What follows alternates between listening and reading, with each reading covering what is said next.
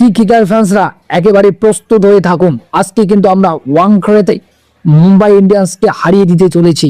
হ্যাঁ বন্ধুরা, আপনারা ঠিকই শুনছেন, ওয়াংখেড়ে স্টেডিয়ামে কিন্তু মুম্বাইকে আজকে আমরা হারিয়ে দিতে চলেছি। আমাদের batting line up, bowling line up কিন্তু একেবারে প্রস্তুত হয়ে আছে। সমস্ত ডিপার্টমেন্টগুলো একদম শক্তিশালী হয়ে উঠেছে। এবার প্লেইং ইলেভেনটা কেমন হতে পারে?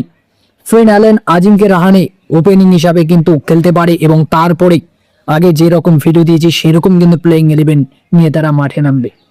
Finn Allen, Ajinkya Rahane, Cameron Green, Raghuvanshi, Rinku Singh, Ramandeep Singh, Anukul Roy এখানে ব্যাপার রয়েছে।